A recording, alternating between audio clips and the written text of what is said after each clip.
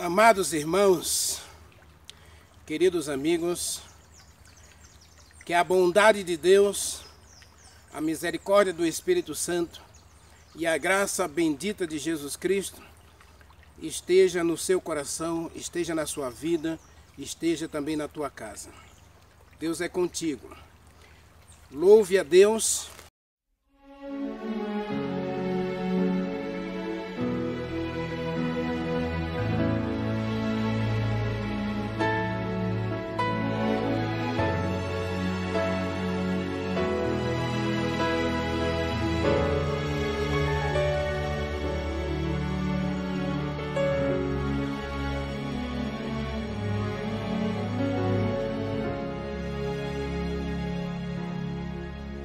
Quando o vento do Espírito soprar,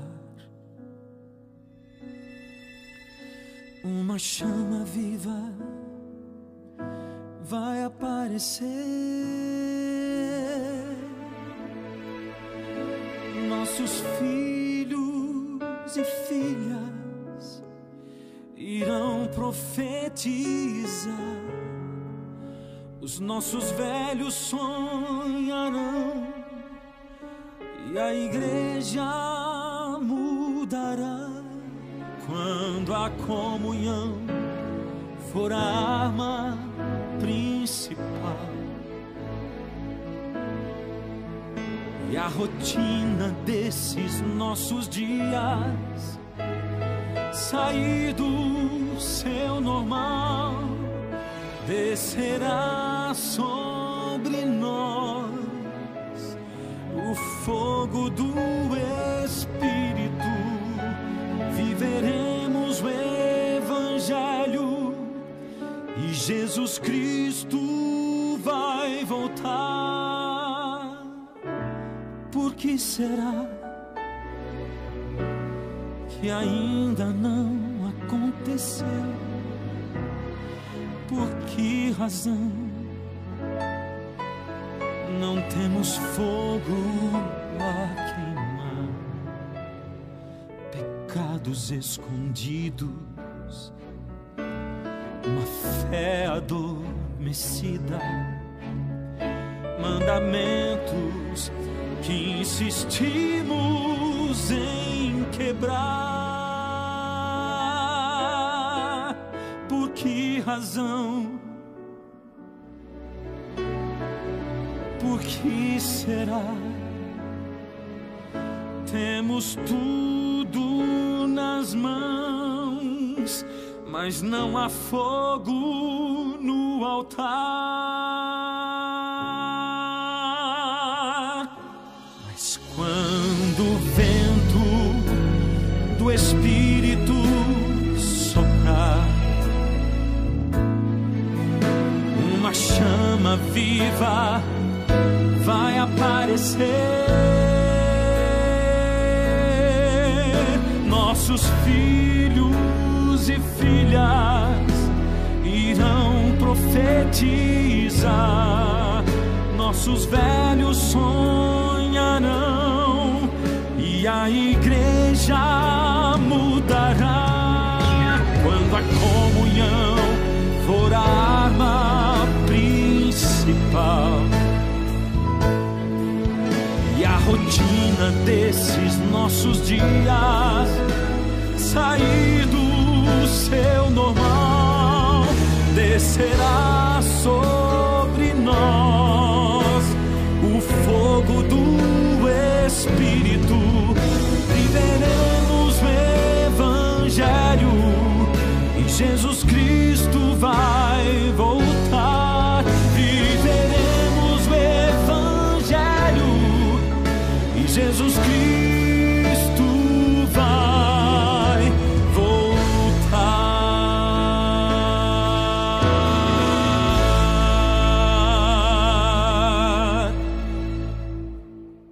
Vamos orar? Meu Deus, meu Pai, Senhor dos céus e da terra, estou diante de Ti, Senhor, e te digo muito obrigado, porque Tu és Deus. Tu és santo, Tu és justo, Tu és amoroso, Tu és um Deus eterno, misericordioso, capaz de nos aceitar e insistir conosco para que a gente possa ser transformado à semelhança do Teu Filho amado Jesus Cristo. Estamos diante de Ti, meu Deus, e é diante de Ti que queremos viver para sempre. Precisamos de Ti, meu Deus. Precisamos do Espírito Santo. Precisamos da Tua palavra. Portanto, Senhor, abrimos agora o nosso coração. Te pedimos, ó Deus, que o Espírito Santo ilumine a nossa mente, ilumine a nossa alma para entendermos a Tua palavra, para compreendermos a vontade do Senhor para cada um de nós e que possamos hoje dedicar nossa vida no Teu altar para a honra e glória do Teu nome. Fala conosco através do Espírito Santo e da Tua palavra. Nós oramos e agradecemos, te pedindo também que supra cada uma das nossas necessidades, seja ela física, mental, espiritual, financeira, familiar, que todas as nossas necessidades sejam supridas em glória por meio de Jesus Cristo. Nós oramos e te agradecemos no poder do Espírito Santo e em nome de Jesus Cristo. Amém. Amados, eu sei que você ficou assustado com a mensagem de ontem, né? Mas é assim mesmo. Nós vamos para a segunda semente. Nós vamos voltar para Apocalipse, capítulo 3, versículo 20, não é? Está escrito: quem tem ouvidos, ouça o que o Espírito Santo diz às igrejas. Quem tem ouvidos, ouça o que o Espírito Santo está dizendo a cada um de nós. E aí Jesus Cristo começa a parábola dizendo também no versículo 3, ouça, escute a palavra, preste atenção à palavra. E todo ser humano está selando o seu destino para a vida eterna ou para a morte eterna, de acordo com a sua intenção de aceitar ou rejeitar a palavra de Deus. Não tem outro caminho. Ou aceitamos ou rejeitamos. É simples assim. E Deus está interessadíssimo em mim e em você. Então, Jesus Cristo começa a sua parábola falando de duas classes de pessoas. Uma classe de pessoas que têm interesse, que buscam, que têm comunhão, que está interessado em aprender mais. Então, para esses, ele diz no versículo 10, ele diz: a vocês eu vou dar a conhecer. Leia comigo o Salmo, antes da gente ler a parábola, vamos ler o Salmo 25, versículo 13. Olha o que Deus é interessadíssimo na gente. Meus irmãos, minhas irmãs, meus amigos, se tem uma coisa que Deus está interessado, é na tua paz, na tua felicidade, né? Salmo 25, versículo 13, 14, deixa eu me ver aqui. Observe, versículo 14, está escrito, ó. No versículo 13 diz que na prosperidade repousa a nossa alma e a nossa descendência herdará a terra. No versículo 14 está escrito a intimidade. Intimidade aqui é a mesma coisa do homem com a mulher, com a sua esposa. Deus quer ter intimidade com você. Intimidade é você conhecer plenamente as ações de Deus na sua vida. Conhecer a bondade, a misericórdia, a justiça de Deus, os atos de Deus na sua vida. Intimidade, aqui a expressão intimidade tem que ver com relacionamento sexual, inclusive.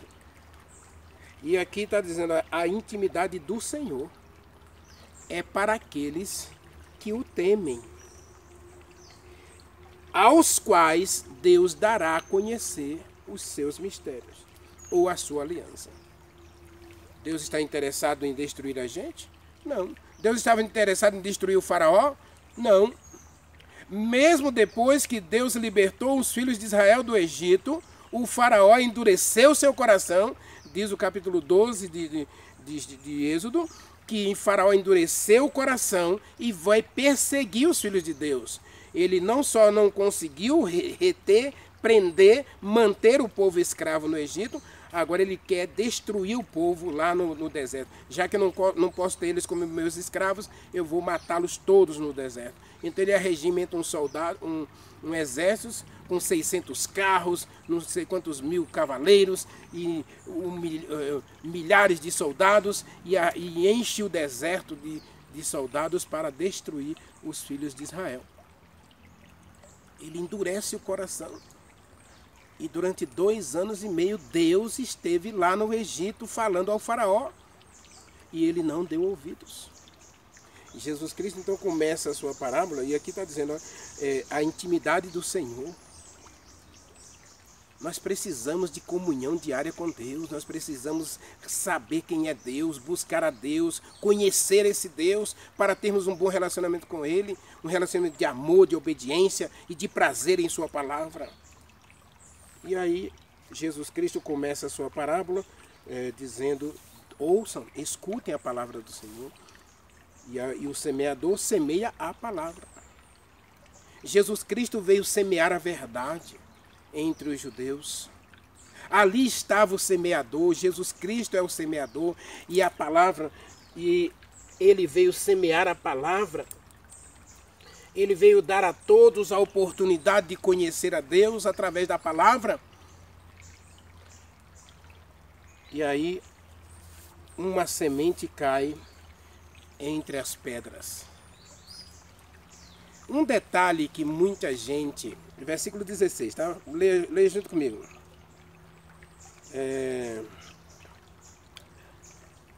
O verso 16, semelhantemente... São estes os semeados em solo rochoso, os quais, ouvindo a palavra, logo a recebem com alegria. Mas eles não têm raiz em si mesmos, verso 17. Sendo antes de pouca duração, em lhes chegando a angústia ou a perseguição por causa da palavra, logo se escandalizam. Bom, aqui já não tem nada a ver com o faraó, não é? A gente percebe que realmente essa classe de pessoas aqui é totalmente diferente. E essa classe de pessoas aqui é uma classe de pessoas que elas começam bem a vida cristã. Elas ouvem a palavra. O apelo de Jesus Cristo, do versículo 3, é prontamente atendido por essa classe. Mas um detalhe dessa semente que cai entre as rochas, entre as pedras, é que essas pedras, elas podem representar, e elas representam, crenças arraigadas, costumes, tradições e até religiosidade. Eu frequentei essa igreja a vida inteira. Eu obedeço os meus pais a vida inteira. Inclusive em Jeremias, capítulo 35, nós encontramos uma história interessante. Jeremias, capítulo 35, nós encontramos uma história interessante em Jeremias. Leia comigo, Jeremias 35.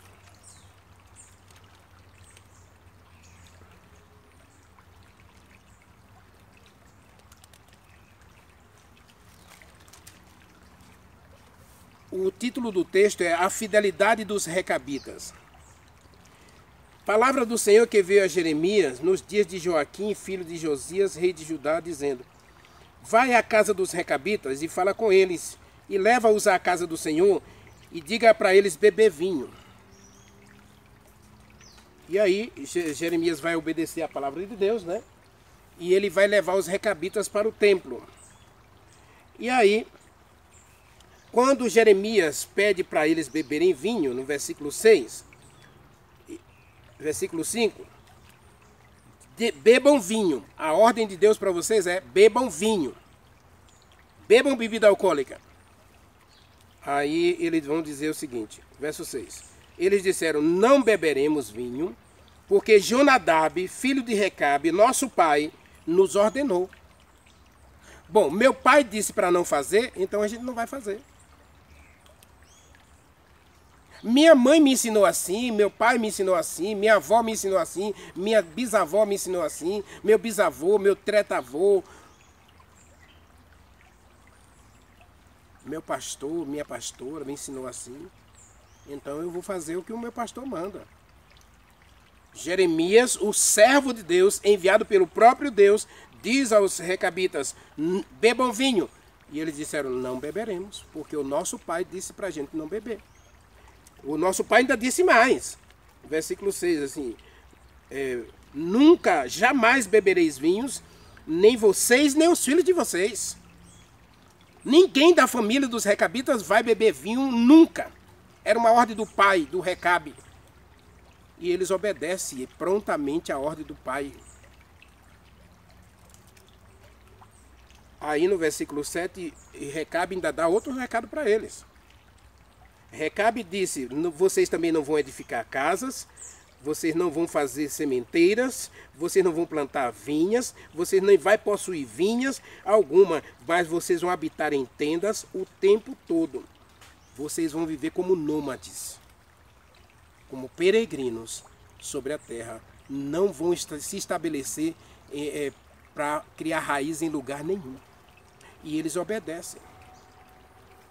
A parábola da rocha é uma semente que cai entre pedras. Pessoas que têm hábitos, costumes, tradições, regras ensinadas pela sociedade, pela família, pelas tribos, pelos seus clãs, pelos seus líderes religiosos. Então elas recebem agora a palavra de Deus e em seu coração elas decidem o seguinte: queremos a Deus, mas não queremos deixar as nossas tradições. Eu já conheci várias pessoas que, inclusive, perguntaram para mim se podia continuar fazendo o que vinha fazendo se aceitasse a Jesus Cristo. Bom, aí você quer misturar as coisas. E essas pessoas, ao aceitar o Evangelho, elas não se preparam, elas não criam raízes para enfrentar a oposição. Porque eu vivo assim nessa igreja, eu vivo na minha igreja, não acontece nada, ninguém me persegue, eu sou amigo de todo mundo é meu amigo, eu faço o que todo mundo faz, né? Eu como o que todo mundo come, eu bebo o que todo mundo bebe, então tá tudo tranquilo, a gente está em paz. Então ela não vai retirar as pedras para que a semente encontre profundidade no solo para aprofundar as raízes. E aí eu costumo dizer para todos nós, e eu quero que você preste bastante atenção, porque essa semente aqui, ela cai entre pedras. E aceitar o Evangelho, para muita gente hoje, é sinônimo de paz, é sinônimo de prosperidade, é sinônimo de felicidade, é sinônimo de alegria, de prazer e de ausência de dor e de ausência de sofrimento. A parábola já deixa claro que essas pessoas perdem a esperança, perdem o Espírito Santo, rejeitam a Deus. Por quê? Porque elas não se preparam justamente para a provação. Leia o verso 17. Quando sobrevém a elas, elas não têm raiz, ela é de pouca duração. Ela não vai abandonar o pecado, ela não vai abandonar os costumes, as suas tradições. E aí quando Jesus Cristo disse, Mateus capítulo 16, leia comigo, Mateus 16, muita gente fica dizendo que se aceitar Jesus Cristo vai parar de sofrer, vai parar de ter dor, vai parar de ter doença, vai parar de ter problemas, tudo vai correr bem, a felicidade vai jorrar na sua casa como esse rio está jorrando aqui. Ó. Não foi isso que Jesus Cristo disse. E a parábola diz claramente que a semente cai entre as pedras e as pedras impedem que essa semente crie raízes. E aí quando vem a perseguição, quando vem a prova, quando vem a angústia por causa da palavra, ela se escandaliza, diz o verso 17. Agora, Mateus capítulo 16, versículo 24 a 26, Jesus Cristo diz assim, olha, Jesus Cristo disse então aos seus discípulos, se alguém quer vir após mim, rejeite as pedras. Negue-se a si mesmo, tome a sua cruz e siga-me. Aceitar Jesus Cristo e continuar vivendo a mesma vida, o Espírito Santo não vai agir em você. O Espírito Santo nem vai chegar perto de você, porque sem o Espírito Santo não há vida espiritual. Sem alimento diário da palavra de Deus, a gente vai morrer. Precisamos remover as pedras. Para Moisés, Jesus Cristo disse, retire a sandália dos pés. E olha o que Jesus Cristo está dizendo, se você quer ser meu discípulo, se você quer me pertencer, se você quer um lugar no reino de Deus, você precisa retirar as pedras. Você precisa negar a si mesmo, você precisa tomar a cruz, que é obedecer os ensinos da palavra, e você precisa seguir a Jesus Cristo. E Jesus Cristo não seguiu por paraíso, Jesus Cristo seguiu para a cruz. Jesus Cristo foi para o Getsêmani, e no Getsêmani ele suou gotas de sangue. Jesus Cristo chorou nas montanhas. Jesus Cristo lutou com o diabo 40 dias no deserto. Jesus Cristo foi provado, diz Hebreus capítulo 5, que ele foi aperfeiçoado pela dor, pelo sofrimento e pela prova.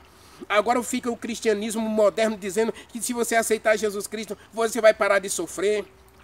Isso é mentira. Então Jesus Cristo disse, preste atenção na palavra.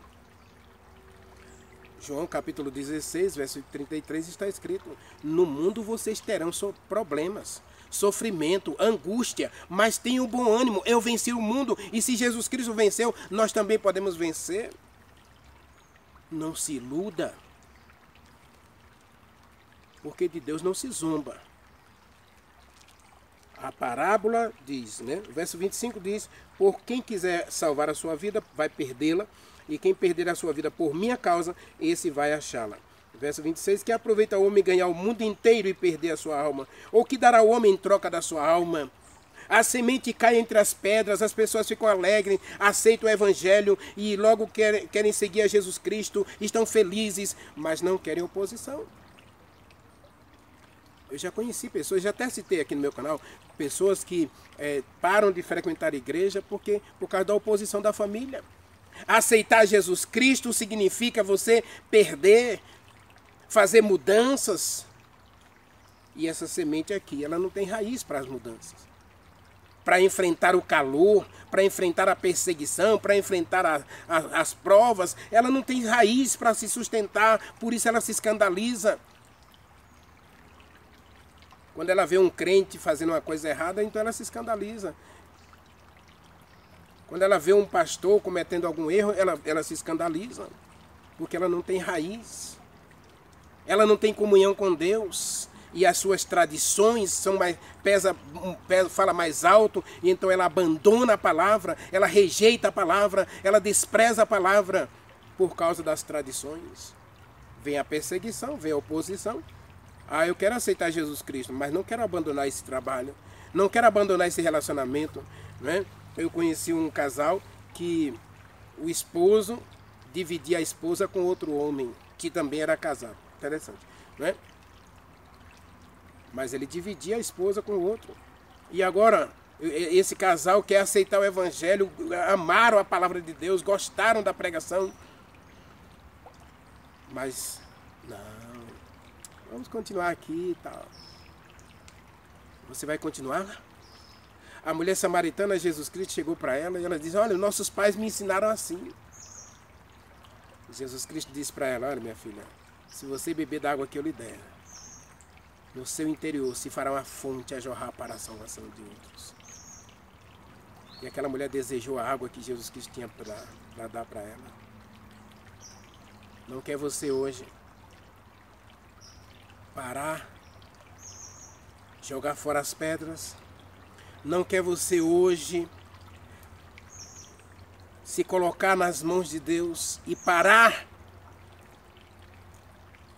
de buscar uma religião de facilidades? O texto não diz que essas pessoas rejeitaram, diz ao contrário, elas aceitaram a palavra com alegria. Mas elas não estavam prontas para a prova. Elas não queriam a prova. E não existe cristianismo sem prova. O próprio Jesus Cristo, ao ser batizado, ao ser cheio do Espírito Santo, a primeira coisa que acontece para ele é ele ser levado ao deserto. E ao ser levado ao deserto, ele vai ser provado. O problema da segunda semente não é aceitar a palavra. Eles aceitam a palavra. O problema da segunda semente é não deixar ser transformado pela palavra. É não criar raízes. É não desenvolver relacionamento com Deus. É manter velhos relacionamentos, velhos hábitos que só prejudicam, só destroem, só causam problemas, dificuldade, dor, lágrimas, tristeza, derrota e infelicidade. Por isso que muitos cristãos modernos não têm paz. Por que não têm paz? Porque simplesmente vivem uma mentira. Falso relacionamento com Deus, preso a pecados acariciados, as pedras nunca saíram do seu coração. Então como é que o Espírito Santo pode morar num coração desse? Um jovem aceitou a Jesus Cristo e ele disse: Senhor, eu vou te dar tudo. Então Jesus Cristo disse para ele: eu quero o seu coração. Tudo bem, Senhor, eu vou te dar um lugar no meu coração. E aí convidou Jesus Cristo para morar no seu coração. E aí quando Jesus Cristo chegou ao coração daquele jovem para morar, Jesus Cristo percebeu que um dos quartos estava com uma chave e a chave não estava na porta. E Jesus Cristo disse: eu quero acesso a esse quarto. O jovem disse: Senhor, eu te dou toda a casa. Aqui está a sala, aqui está a cozinha, aqui está o seu quarto, aqui está a área de lazer, aqui nós vamos ficar por aqui. Esse quarto é meu e exclusivamente meu. Ninguém tem acesso a esse quarto, só eu. Jesus Cristo disse: tudo bem. E aí o relacionamento vai se desenvolvendo e aquele jovem passava muito tempo dentro daquele quarto, deixando Jesus Cristo na sala de estar, na cozinha, na varanda, no quintal, mas Jesus Cristo não tinha acesso àquele quarto. Então Jesus Cristo um dia chegou para aquele jovem e disse: eu estou indo embora. Mas por que, Senhor? Não está feliz aqui na minha casa? Eu tenho dado tudo para o Senhor. Ele diz: você tem dado tudo, menos tempo para mim. O seu tempo tem sido gasto apenas no seu quarto. E eu não sei o que tem nesse quarto. Então eu quero saber, eu quero ter acesso ao quarto, porque você passa muito tempo no quarto. Então eu quero passar tempo com você. Mas você tem passado pouco tempo comigo. Não tem você na sua casa, na sua vida, um quarto de pecados acariciados em que Deus não tem acesso? E você não quer abandonar esses pecados para não perder o seu ego, para não perder o seu orgulho, para não perder a sua vaidade? Até quando você vai continuar mantendo Jesus Cristo de fora de alguns cômodos da sua vida? De algumas decisões importantes da sua vida? Ele disse: se você não deixar tudo por mim, você não é digno de mim. Ou é tudo ou é nada. Jesus Cristo não tinha acesso àquele quarto, então ele não tinha acesso a nada. Aquele jovem passava muito tempo preso no quarto sem dar atenção a Jesus Cristo. Assim tem sido a vida religiosa de muita gente, presas em seus costumes, em seus hábitos, em seus pecados acariciados, em suas tradições, filosofias, conhecimento, autossuficiência, orgulho, vaidade, e tem deixado Deus de fora. E o apelo de Deus para mim e para você hoje é: você vai retirar as pedras? Ou você vai se encaixar dentro dessa semente? Ou você é dessa semente? Quantas pessoas têm aceitado o Evangelho e têm se escandalizado? Em menos de um ano, milhares de pessoas que aceitam o Evangelho. Por exemplo, na Igreja Adventista do Sétimo Dia, batiza 3.000 pessoas por dia. E acreditem, no final de um ano, cerca de 70% a 80% dessas pessoas já desistiram da fé. 60%, 70%, 80% desistem no primeiro ano por causa das provas. Vai desistir? Vai perder a bênção? Vai perder a salvação porque tem provas? Deus tem misericórdia de mim, Deus tem misericórdia de você. E que hoje nós abramos o coração para que Deus retire as pedras, para que o Espírito Santo retire as pedras e a gente possa dizer, ouvir o que ele está dizendo em Apocalipse. Quem tem ouvidos, ouça o que o Espírito Santo está falando. Quem tem ouvidos, abra os ouvidos, abra o coração para ouvir a palavra de Deus. Ore comigo. Meu Deus, querido Pai, Criador dos céus e da terra, esta segunda semente é terrível, Senhor, porque ela nasce, mas ela perece porque não tem raiz. E as raízes não se desenvolvem por causa das pedras, por causa dos pecados acariciados e costumes e tradições e filosofias. Meu Deus, converte plenamente a gente, porque não queremos perder o Espírito Santo, não queremos perder as tuas bênçãos, não queremos perder o céu. Por favor, Senhor, continue insistindo conosco, como insististe com Faraó. Insista conosco para que a gente chegue um momento em que a gente entregue plenamente a nossa vida a Ti. Nós o adoramos no doce nome de Jesus Cristo. Amém. Amém.